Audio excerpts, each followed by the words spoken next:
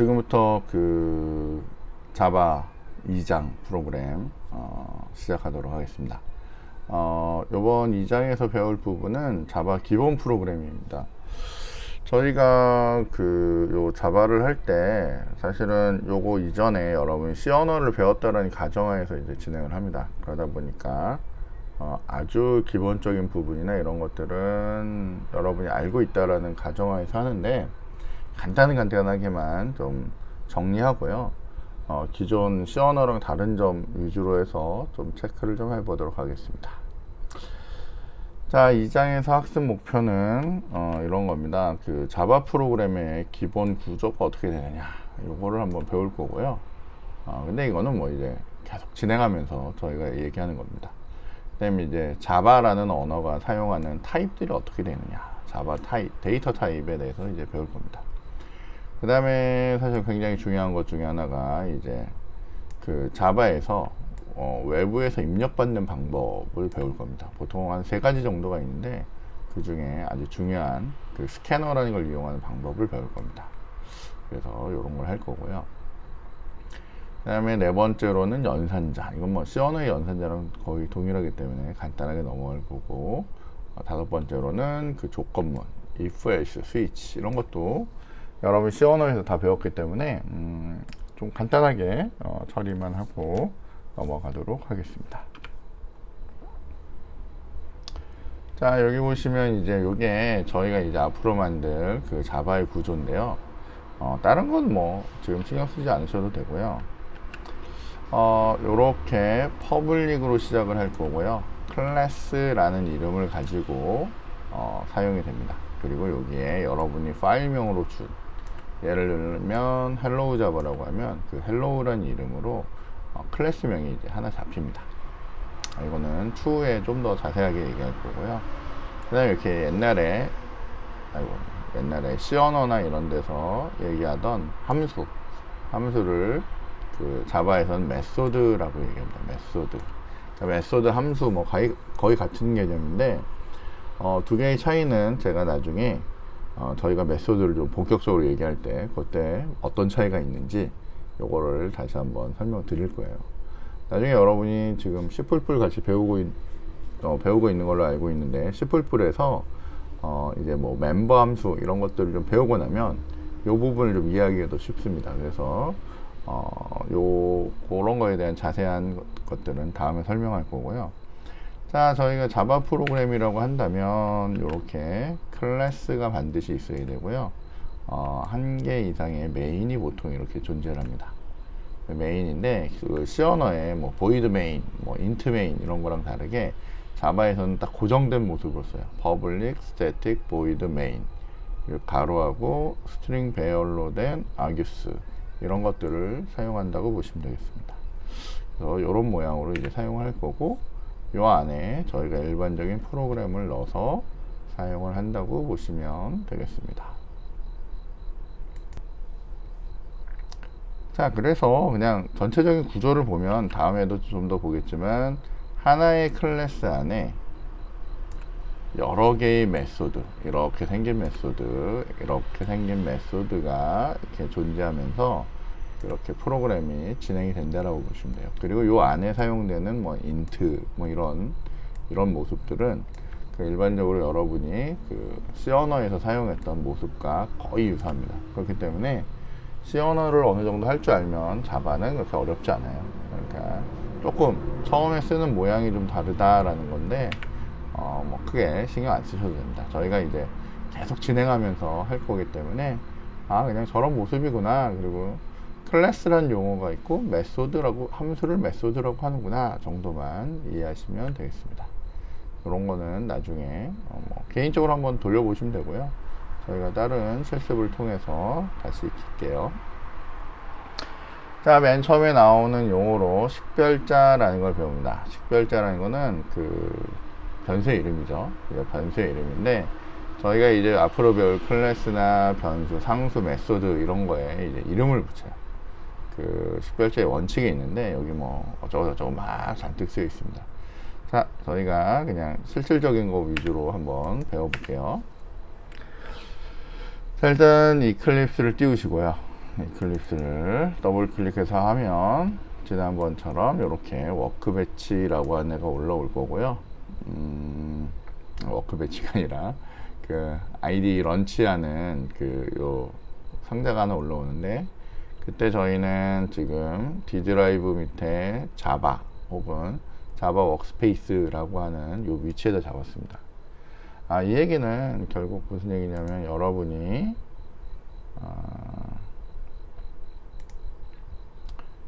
잠시만요. 여러분들이 이렇게 컴퓨터가 있으면 그 D 드라이브에, 여러분의 D 드라이브에 가서 여기 쭉 가시면 자바라고 되어 있는 곳에, 자바라고 된 곳에 이렇게 자바 워크스페이스라고 하는 곳에다가 여러분이 여러분의 프로젝트를 만들겠다라는 의미입니다. 한 번 이상 접속이 되면 여기에 이제 등장을 하게 되고요. 그 부분을 그냥 런치라고 누르시면 지난번에 수행했던 그 워크스페이스가 이제 올라오게 됩니다. 지금 저는 다른 모니터에서 지금 화면이 로딩되는 중이고요. 이렇게 하면 지난번에 저희가 봤던 요거가 이제 올라오게 돼요. 자, 이렇게 보면, 자, 여러분이 만들었던 여기 그 테스트라고 하는, 그죠? 테스트라고 하는 프로젝트가 있는데, 그 프로젝트는 이런 폴더의 개념이에요. 그리고 그걸 열면 이렇게 소스라고 하고, 그 안에 이렇게 헬로우 자바라고 하는 애가 있는데, 저희의 테스트 파일을 열면 그 안에 소스라고 있고요. 소스라고 있고, 그 안에 이렇게 헬로우라고 하는 자바 파일이 이렇게 들어있는 이런 구조예요. 그래서 저게 폴더 개념이구나, 이렇게 보시면 될 것 같습니다. 자, 오늘은 새롭게 시작하니까 저희가 여기에다가 프로젝트를 하나 더 만드는, 지난번에는 이렇게 뭐 여기 있는 그 메뉴를 이용해서 만들었으니까 저희가 이제는 직접 한번 만들어 보겠습니다. 자, 여기 요 부분에 가서 여러분이 마우스 오른쪽 버튼을 누르고요. 거기 보면 New라고 나옵니다. 그리고 옆으로 가면 자바 프로젝트라고 이렇게 나오는데, 자바 프로젝트가 있으면 요걸 선택하셔도 되고요. 프로젝트가 있으면 요걸 선택하셔도 돼요.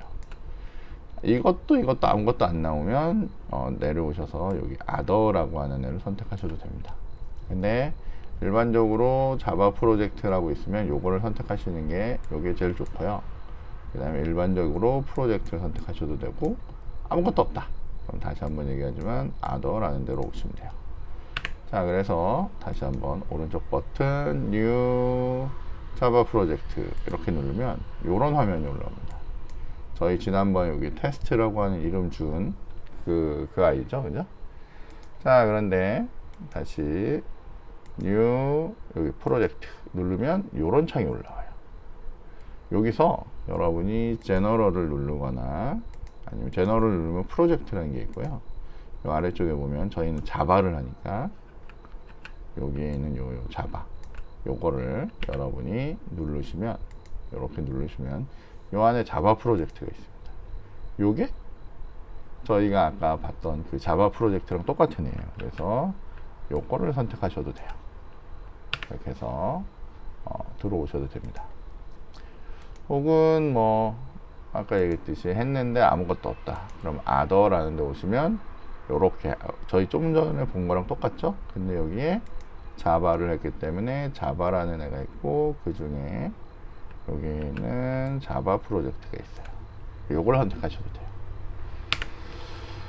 자, 어쨌건 우리의 목표는 여기에 자바 프로젝트인데, 일반적으로 여러분이 한 번이라도 자바 프로젝트를 만든 적이 있으면 여기에 이렇게 위쪽에 올라오게 돼요. 그래서 요거를 선택하시면 됩니다. 물론 나중에 여기에 등장하게 만드는 방법도 있는데 그런 건 나중에 하고요. 저희가 여기 뉴에서 자바 프로젝트, 자, 이렇게 나오면 여기 프로젝트 네임이라고 된 요 부분, 여기 프로젝트 네임이라고 된 부분에다가 저희가 이제 만들 거예요. 자, 저희가 요번에 처음 만드는 거니까 저희 이렇게 day 1이라고 만들겠습니다. day 1. 그래서 첫 번째 그 첫 번째 날의 그 프로젝트라는 의미로 이렇게 만들 거예요. 자, 여기 데이 1이라고 만들 거고요. 그 다음에 여기 이렇게 자바 SE라고 해서 그 저희가 사용할 그 JDK 버전이 이렇게 보입니다. 보통은 그냥 시스템이 제공해 주는 걸 그냥 쓰시면 돼요. 그래서 이렇게 쓰시고요. 저희가 지난번에는 무슨 일을 했었냐면 여기 넥스트를 누른 다음에 여기에 가서 여기에 요거 크리에이트 모듈이라고 된 요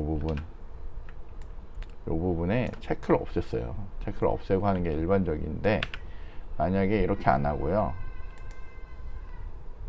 만약에 이렇게 안 하고 여러분이 그냥 바로 수행을 한다. 이렇게 안 하고 여기를 그냥 넥스트를 안 하고요. 그런 체크를 안 하고 바로 피니시라고 하는 데를 누른다.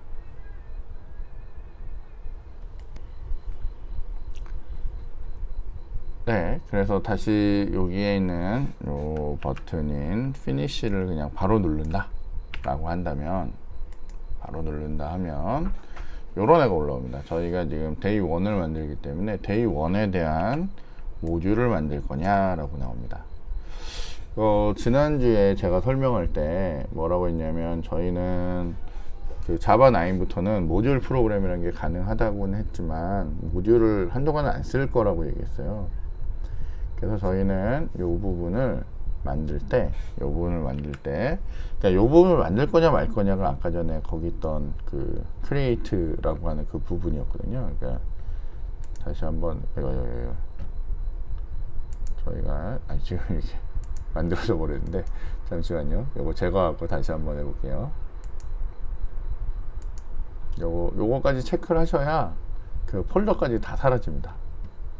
지금 예를 들면 지금 저렇게 만들면 여기 데이 1이라는 애가 만들어지는데, 요거를 체크를 안 하고 이렇게 데이 1이라는 애가 만들어지는데, 요걸 체크를 하고 딜리트라고 누르면 다 사라지고요.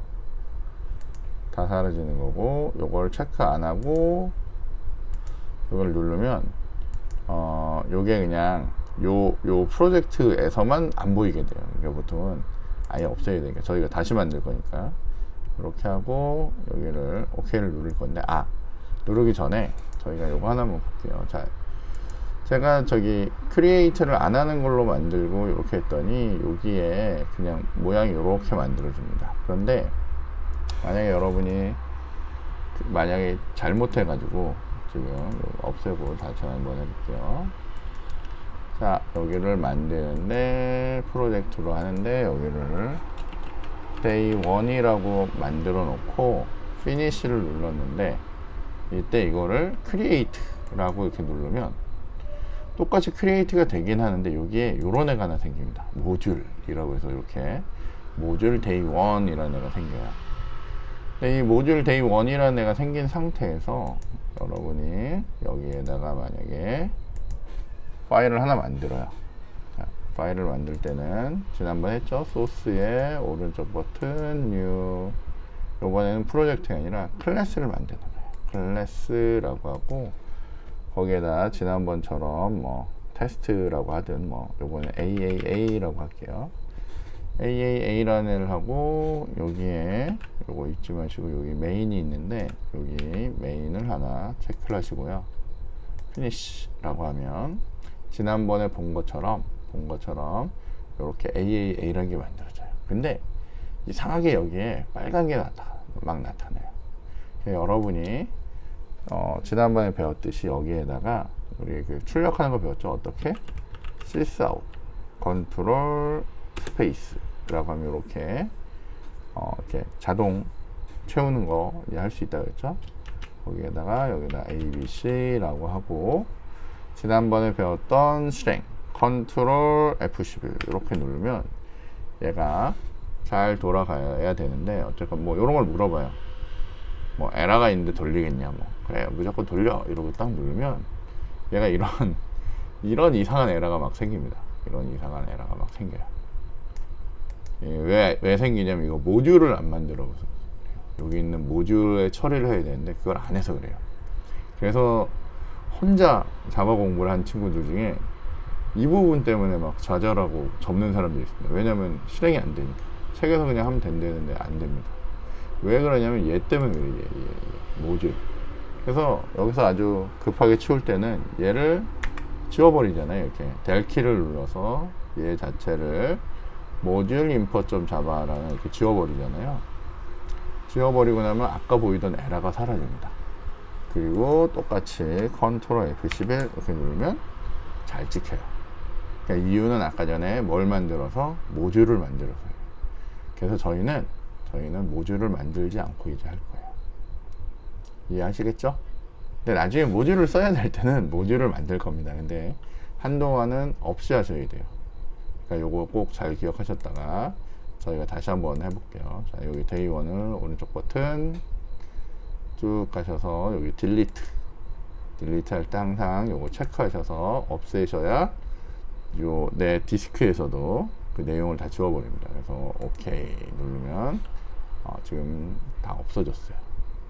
그래서 저희 C 드라이브에 보면 D 드라이브에 보면 지금 데이 1은 없어진 상태예요. 자, 그러면 정상적으로 만들겠습니다. 수업을 위해서. 자, 오른쪽 버튼 New Java 프로젝트 뭐라고 데이 1. 근데 다음부터는 여러분이 만드시면 돼요. 자, 이 상태에서 다시 한번 얘기하지만 여기 오셔서 요거를 없애셔도 되고요. 저희가 그냥 이 상태로 만약 만든다면 여기 day라고 하는 애가 뜨기 때문에 이거를 don't create 라고 하셔야 여기에 모듈이 없이 생겨요. 자, 여기까지는 여러분들 하실 수 있겠죠? 자, 그렇게 하고 자, 저희가 지금 잠깐 하다가 딴 데로 샜는데 저희가 지금 하던 부분은 식별자라고 하는 거를 배우던 부분입니다. 자, 그래서 다시 식별자로 가서 한번 해볼게요. 자, 여기 있는 헬로 자바라는 애는 이제 필요 없으니까 요거는 뭐 이제 없애버리고요. 지금 이러면 아무것도 없는 상태에서 저희가 소스 찍고요. 오른쪽 버튼 뉴 뭐 만든다고요? 이게 프로젝트 안에서는 저희가 파일을 만들 때 여기 클래스라는 을 만든다고 했죠. 그래서 뉴에 가서 기다리면 나타나고 이 중에 메뉴 중에 클래스 요걸 누르시면 이렇게 올라옵니다. 자, 이 중에 여기 name이라고 하는 부분에다가 여러분이 변수를 하는데 우리가 variables s까지 붙일까요? 변수라는 그런 의미죠. variables라고 하는 이름으로 하나 만들려고 해요. 그리고 여기 우리 메인 하나 체크한다 그랬죠? 그리고 요거를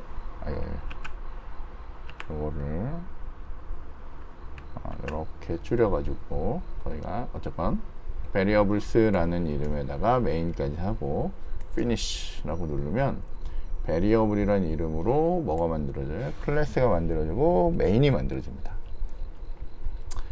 자, 그런데 만에 하나 여러분이 만들다가 혹시 main을 빼먹고 만들면 이렇게 만들어집니다. 이렇게 만들어지면 여러분이 여기에다가 우리 잘 기억도 안 나죠? 뭐라고 쳐야 되냐면 public static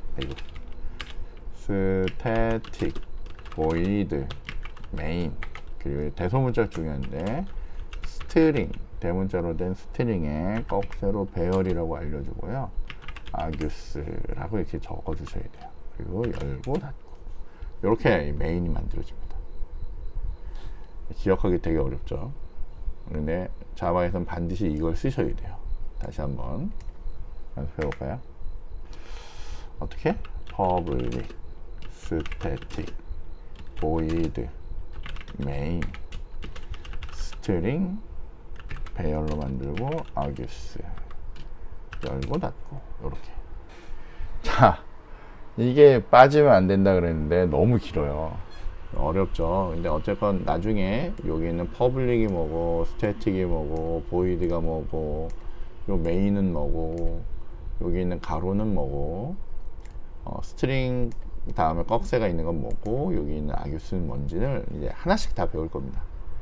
사실은 여러분 이전에 C를 잘 배우셨으면 그때도 한 번씩 다 등장한 단어들이죠. 자, 근데 어쨌건 저희는 메인이 이런 애가 필요한데 이거를 매번 쓰기가 너무 귀찮으니까 여기다가 이렇게 메인이라고 쓰시고요. 항상 뭔가 물어볼 때는 뭐예요? 컨트롤하고 스페이스바. 그랬더니 여기 메인 메소드라는 거 올라오고 여기 힌트가 딱 보이죠? 자, 이 상태에서 여러분이 엔터를 탁 치시면 우리가 이렇게 치기 어려웠던 public static void main을 이렇게 자동으로 넣어줍니다. 이클립스가 좋은 툴이에요, 그죠? 그래서 여러분 타이핑이나 이런 하다 실수를 많이 줄여줘요.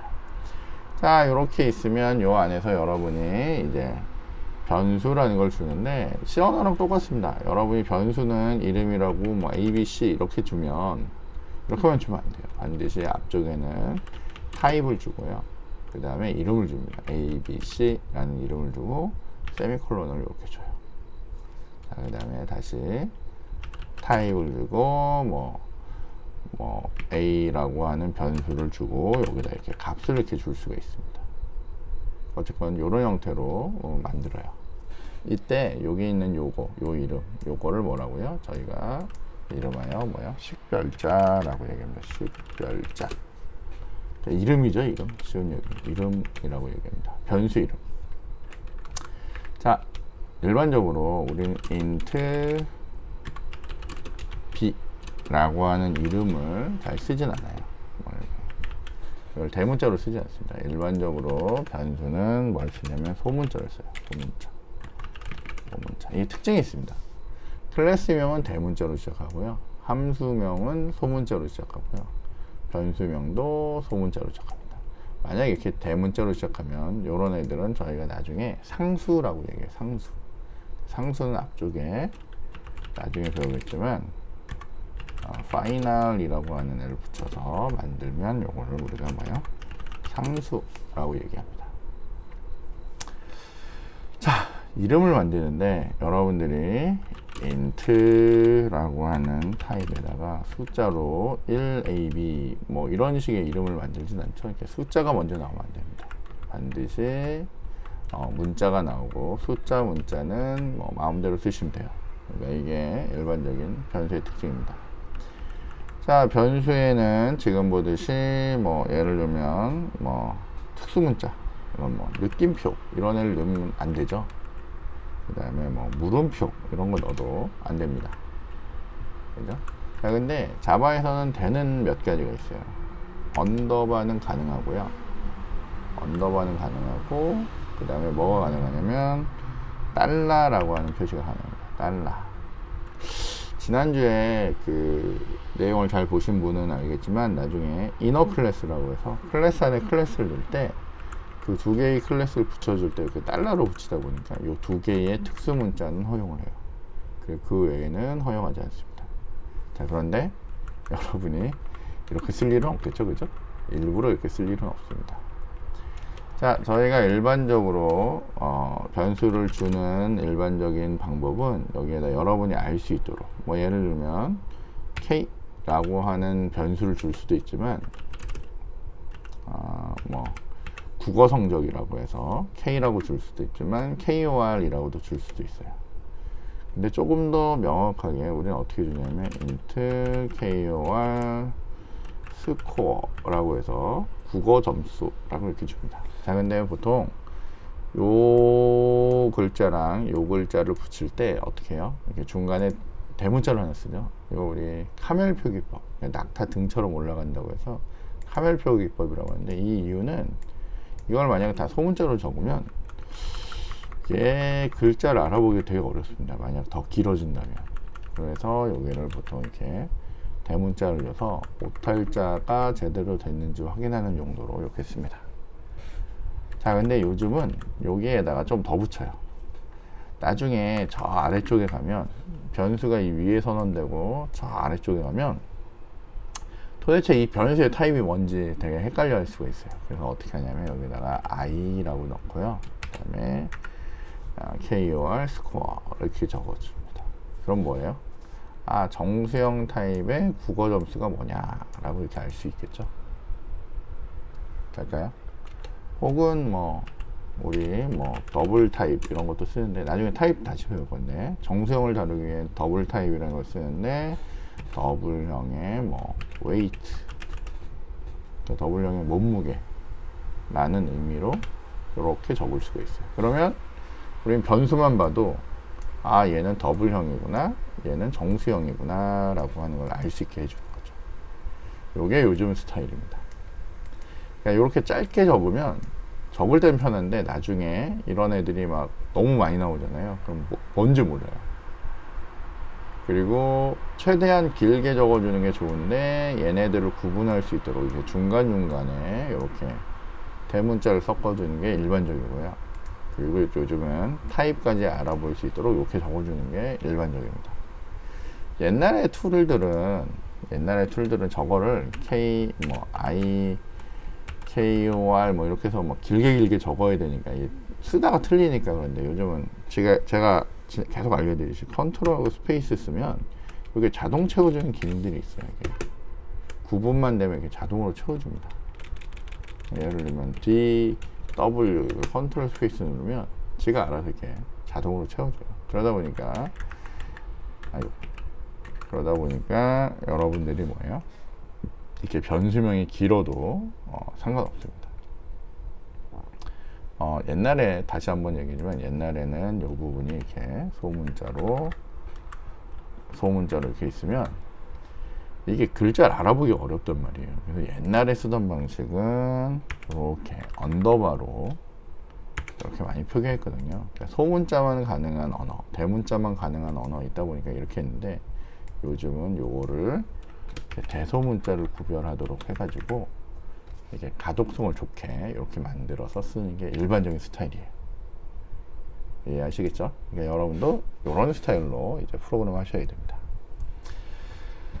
자, 그렇게 해서 여러분들이 이제 보시면 되겠고, 그래서 여기 식별자란 부분은 이렇게 여러분이 한번 쭉 읽어보시면 돼요. 지금 얘기한 게 다 그냥 설명이라고 보시면 되겠고, 대소문자 구별이 있다라고 되어 있습니다. 대소문자 구별이 있다라는 얘기는 무슨 얘기냐면, 자, 여러분이 여기에다가 타입을 하나 만드는데 이렇게 int형의 뭐 sum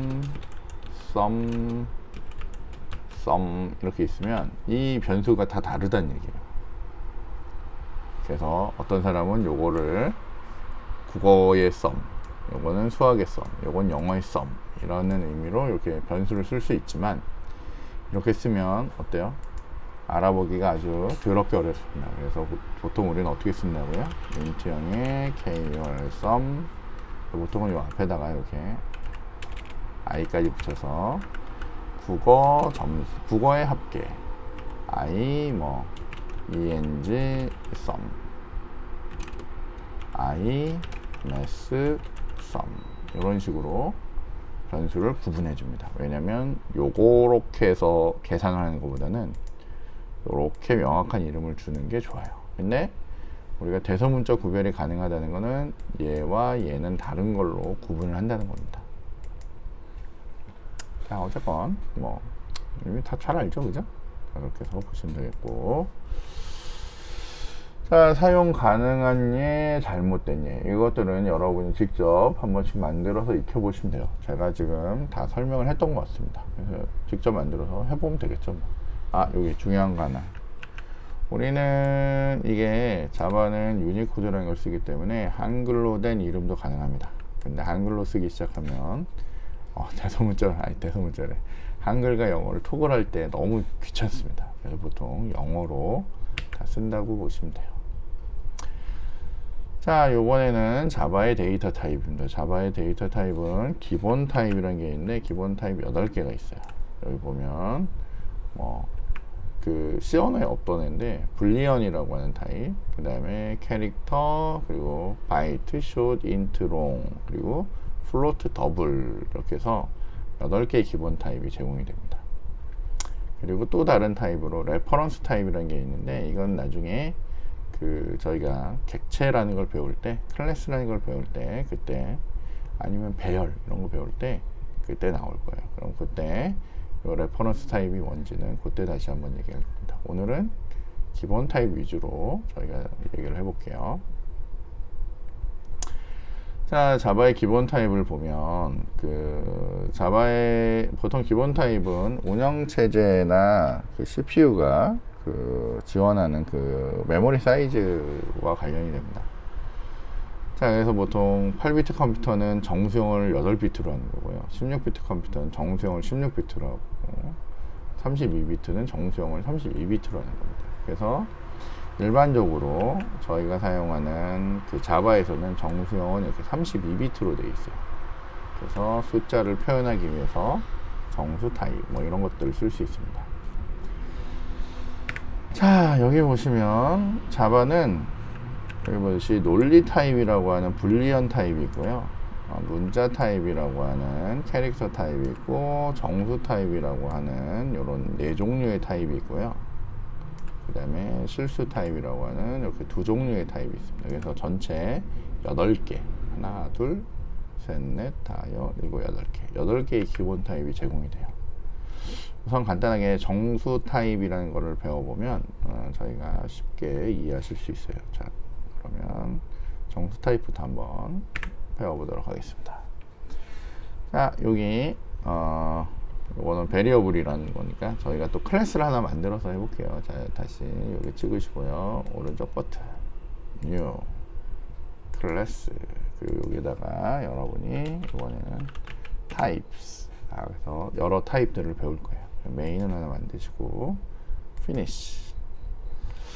자, 요거 지난번에 저희 배웠는데 한 줄 지울 때 어떻게 한다고요? 컨트롤 D 이러면 한 줄 지울 수 있다 그랬죠. 자, 탭키 넣어서 준비하고요. 자, 기본 타입부터 배우겠습니다. 자, 여러분들이 사용할 수 있는 타입 중에 그 정수형 타입, 우선 정수형 타입이라고 해서 이거 숫자 다루는 거죠. 제일 작은 거는 바이트라는 타입이 있어요. 바이트 B라고 이렇게 만들고요. 자, 바이트 타입은 이런 숫자 같은 걸 넣을 수가 있습니다.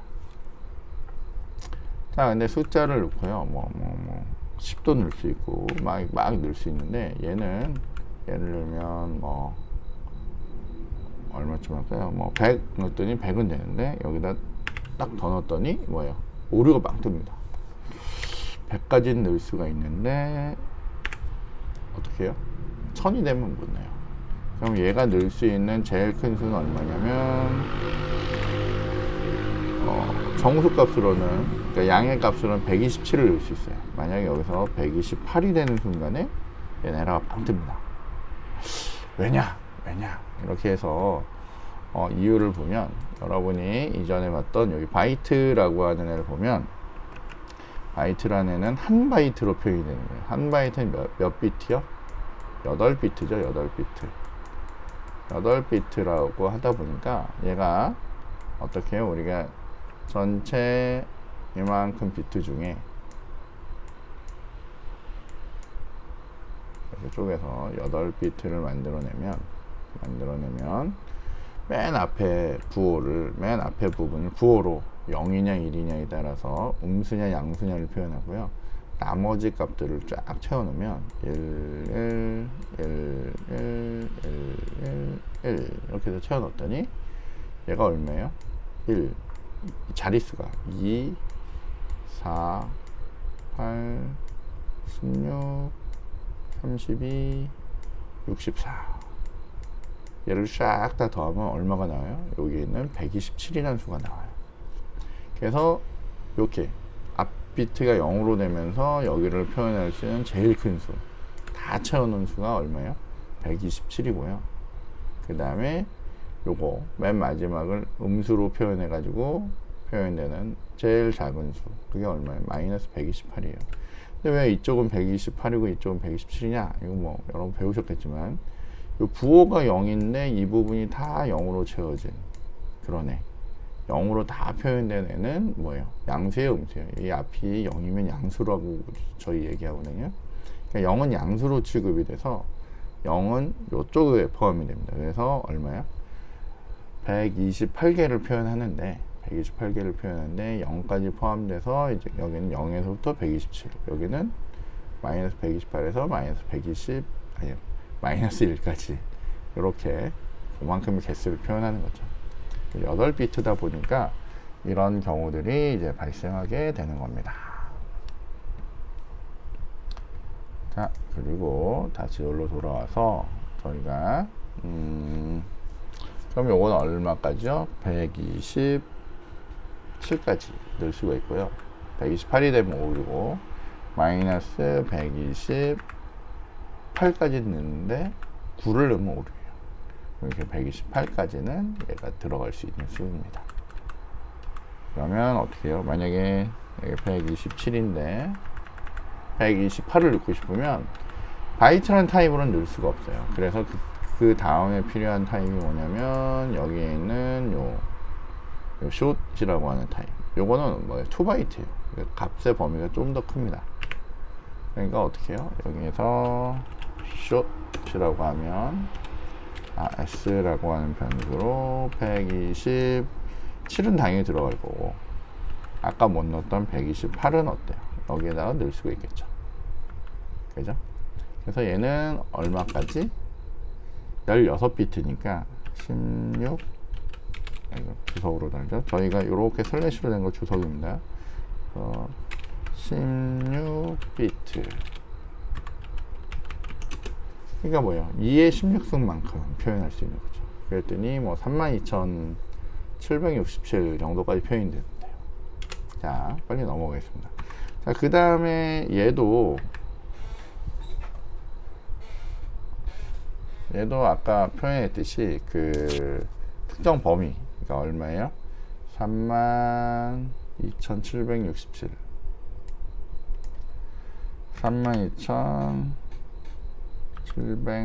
32,767까지는 들어가는데 여기 8이 되면 못 넣습니다. 에러가 됩니다. 그래서 여기까지를 표현할 수 있기 때문에 그 다음 수를 넣기 위해서는 요거보다 큰 타입 뭐예요?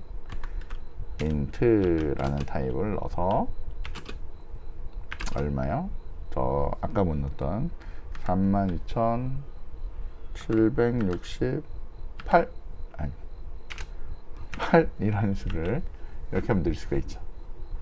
물론 얘는 이제 몇 비트가 되겠어요? 저거보다 2배만큼 많으니까 32비트가 되겠죠.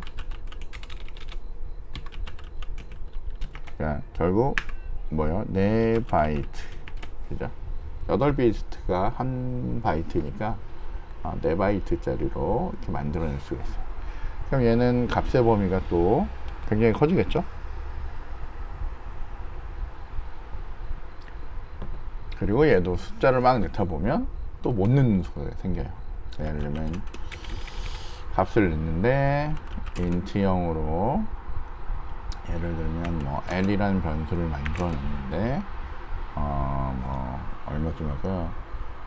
1, 10, 100, 1000만 이렇게 넣었어요. 그랬더니 잘 들어가요. 또 넣었더니 잘 들어가요. 또 넣었더니 잘 들어가요.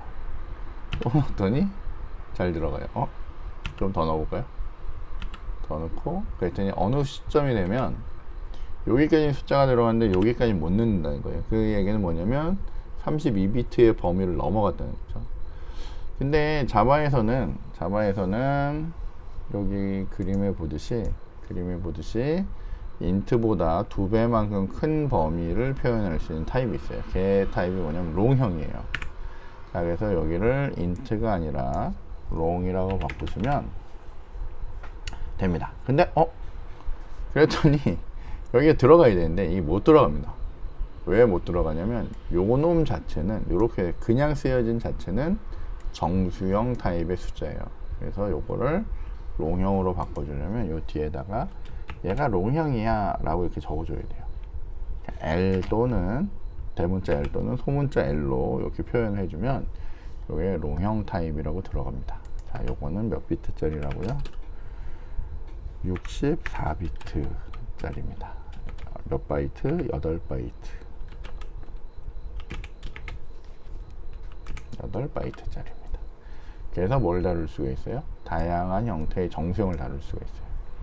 자, 아까 전에 이 그림에서 보듯이 이렇게 다양한 크기가 제공되는 이유는 적절한 메모리 관리를 하기 위해서 이렇게 적절하게 제공이 됩니다. 근데 일반적으로 숫자를 다룰 때는 저희는 뭘 쓰냐면 여기에 있는 정수라고 하는 애를 제일 기본으로 써요. 정수란 타입을 가지고 여러분이 여러 가지를 쓰게 됩니다. 자, 소수점이 있는 애를 다루기 위한 애를 저희는 뭐라고요? 실수형이라고 얘기하죠. 실수형 타입으로는 어떤 애가 있냐면 플로트라는 애가 있고요. F형으로 됐는데 1.1이라는 애가 있어요. 근데 얘는 쓰자마자 에러가 됩니다. 자, 비슷한 애가 있는데 더블형이라고 해서 D라는 애가 있어요. 얘를 1.1로 넣으면 요거는 문제가 없어요. 얘는 문제가 없는데 얘는 문제가 있어. 아까 얘랑 비슷한 겁니다. 얘를 그냥 썼을 땐 문제가 없는데 여기다 넣을 때는 뭐래요? 아, 얘가 뭐야? 라는 표시를 하죠. 롱형이야? 라는 표시를 해줘야 돼요. 왜냐면 여기 정수형에서는 요 놈을 저희가 뭐야?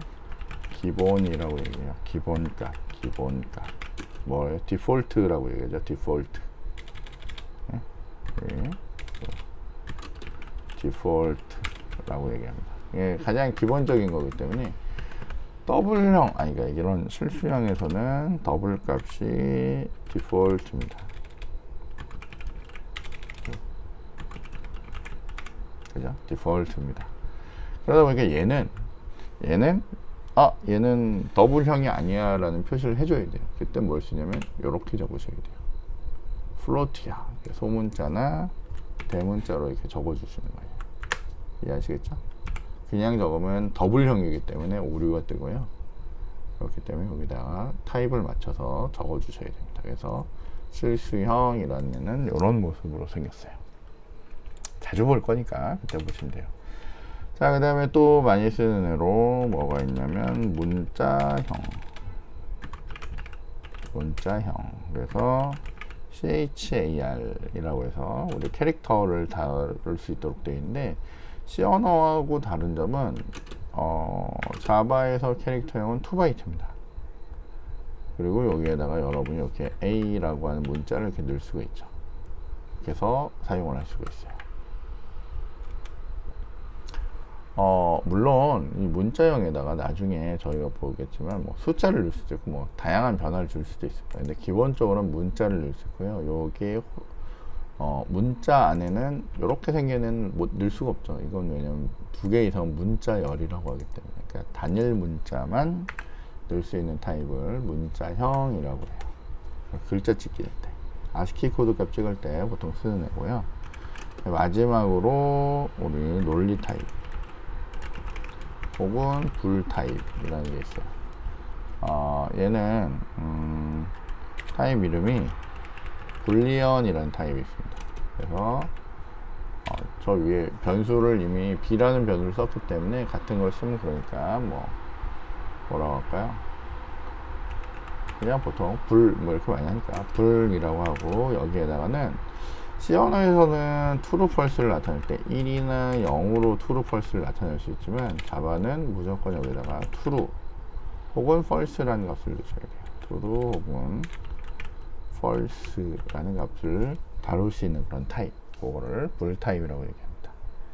그래서 참 혹은 거짓 이렇게 다룰 수가 있어요.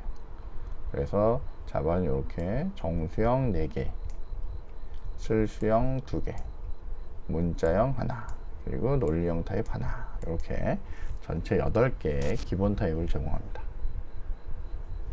그렇게 해서 이 타입들은 반드시 잘 익혀두셔야 돼요. 그리고 또 아주 중요한 것 중에 하나는 여기 보면 각각의 그 크기들 있죠.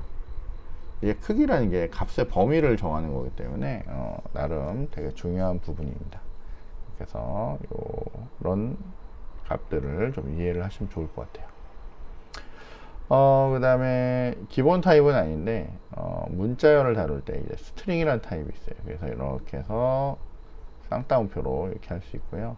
문자열은 지금 보듯이 이렇게 더하기 가지고 연결을 해서 쓸 수 있습니다. 이제 앞으로 자주 쓸 거니까 요거는 뒤쪽에서 다시 한번 정리할게요. 일단 이렇게까지 보시면 여러분이 그 앞쪽에서 기본 타입들, 저희가 사용할 수 있는 타입들, 그런 것들을 볼 건데, 이런 스트링 같은 애들은 다시 한번 얘기하지만 앞쪽에서 배웠던 그 8가지만 기본 타입이고요. 그 기본 타입이 아닌 나머지들은 다 참조 타입이라고 얘기합니다. 참조 타입이라는 게 뭔지는 나중에 다시 설명을 드릴 거고요. 이 정도까지 보시고 저희가 앞쪽에 지금 자바의 기본 타입까지 확인을 한 걸로 하고요. 다음 영상에서 여기 변수라고 하는 개념부터 다시 한번 해보도록 하겠습니다. 네, 그럼 일단 이번 영상은 여기까지 하도록 할게요.